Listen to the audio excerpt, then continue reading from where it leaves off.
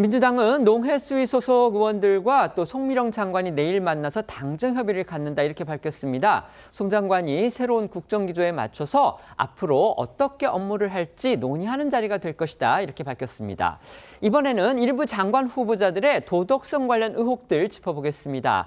먼저 부동산 투기 의혹이 제기된 조현 외교부 장관 후보자인데요.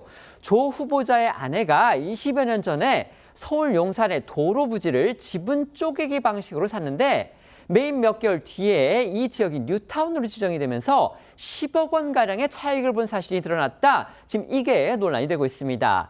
땅 매입 당시에 조 후보자가 정책의 모든 정보가 모이는 곳이죠. 청와대에 근무하고 있었던 것과 연결지어서 혹시 관련 정보를 미리 알았던 거 아니냐 이런 의혹이 제기되고 있는 겁니다. 네, 이 조현 후보자의 아내가 지난 2003년 도로 부지를 매입한 곳은 서울 용산구 보광동 일대입니다. 해당 도로 부지를 매입한 지 5달 뒤에 이 일대가 한남 뉴타운으로 지정이 됐고요. 현재는 서울의 마지막 금싸라기 땅으로 불리면서 6천 세대에 달하는 대단지 아파트가 들어설 예정이라고 합니다. 조 후보자 측은요, 2020년에 이 해당 부지를 약 11억 원에 되팔았는데 매입 당시 시세가 1억 원 정도였던 것으로 추정이 돼서 약 10억 원의 시세 차익을 거둔 것으로 보입니다. 특히 이 조 후보자의 아내가 이 해당 부지를 매입할 당시 이 시점이 좀 주목이 되고 있는 건데요. 조 후보자가 노무현 정부 청와대 비서실로 파견을 나간 지 한 달 정도 됐을 시점이었기 때문에 일각에서는 이 조 후보자가 재개발에 대한 내부 정보를 미리 알았던 것 아니냐 이런 의혹이 제기가 된 겁니다. 조 후보자는 관련 보도가 나오자 즉각 해명을 내놨습니다. 그런데 그게 또 다른 논란을 불렀습니다. 횡재를 한 것은 사실이지만 악의성 투기는 아니다 이거였는데 무주택자로서 아파트를 사려다가 도로 부지를 사게 됐다. 지금 이런 주장입니다. 네, 조 후보자는 어제 출근길 기자들과 만나서 당시 무주택자로서 아내가 싼 아파트를 구하려고 여러 군데를 돌아다녔는데 부동산에서는 이미 해당 지역 재개발 소문이 다 나 있었다고 주장했고요. 부동산에서 주택이나 상가는 비싸서 못 사니까 도로 부지를 사라고 해서 산 것이라고 해명했습니다. 그러니까 이 본인만 이 정보를 미리 알고서 산 것이 아니다. 부동산 중개소를 통했으면 모두가 알 수 있던 정보였다. 따라서 투기는 아니다. 지금 이런 논리입니다. 부동산 투기 정보를 얻는 통로가 일반적으로 부동산 중개소라는 점을 생각을 하면 이게 과연 투기가 아니라는 적절한 근거가 될지 생각해 봐야 될 문제 같고요. 또 아파트를 사려고 한 사람이 재개발 소문을 듣고 시세 차익을 노려서 실제 거주하지도 못하는 도로 부지를 샀다? 그렇다면 그것 자체가 투기 아니냐 이런 지적이 야권으로부터 나오고 있습니다. 관련해 조 후보자는 당시 자신은 아파트 등 살 수 있는 집을 사자며 도로 부지 매입을 반대했지만 아내가 처가에서 준 돈을 가지고 자신의 이름으로 문제의 도로 부지를 산 것이라고 주장했습니다.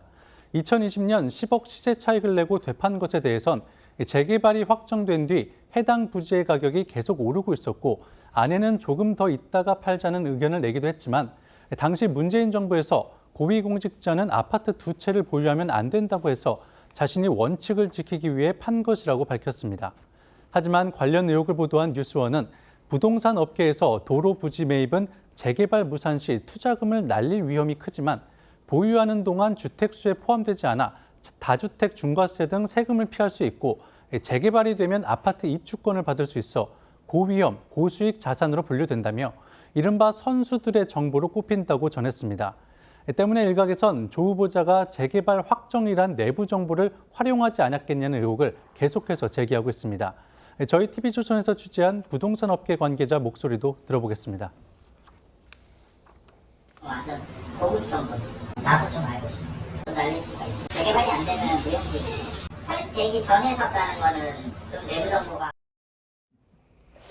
노무현 정부에 이어서 통일부 장관을 2번 하게 된 정동영 후보자 같은 경우는요. 올해 3월에 민주당 소속 국회의원 신분으로 공동 발의했던 이 태양광 사업 지원 관련 법안 이게 이해 충돌 소지가 있다는 지적을 받고 있습니다.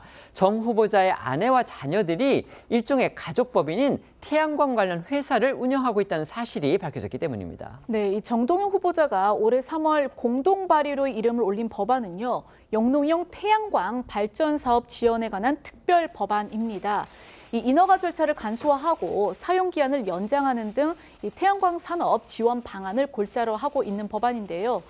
문제는 어제 오후 이 기준으로 해서 이 등기부 등본을 살펴봤을 때 정 후보자의 아내는 이 태양광 관련 업체 A사의 대표이사로 등재가 돼 있었고 정 후보자의 두 아들 역시 같은 회사의 이사로 재직 중인 것으로 알려졌다는 겁니다. 이 사진은 이렇게 세 가족분으로 사실상의 이 가족 법인인 셈인데 해당 회사는 2020년 설립이 됐고요. 이 대표이사 사무실 주소는 정 후보자 지역구인 전주시 덕진구로 돼 있었습니다.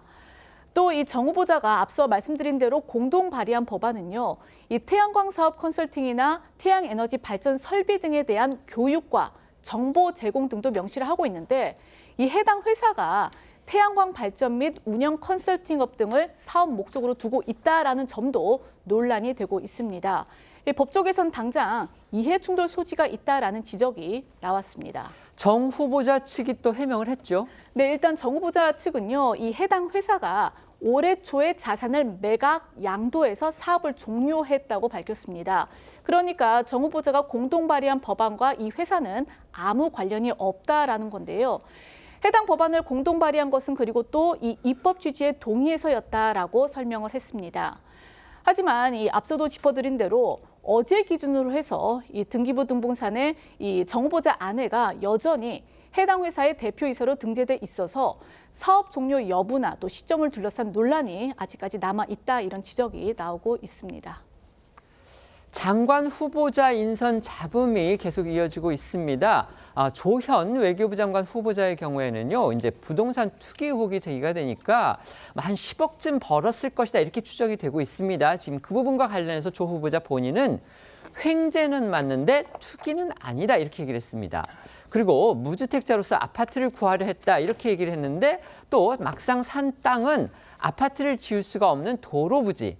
그것도 지분을 쪼개서 샀다. 지금 이겁니다. 어떻게 보십니까? TV조선이 취재한 그 부동산 업자 조금 전에 코멘트가 나왔잖아요.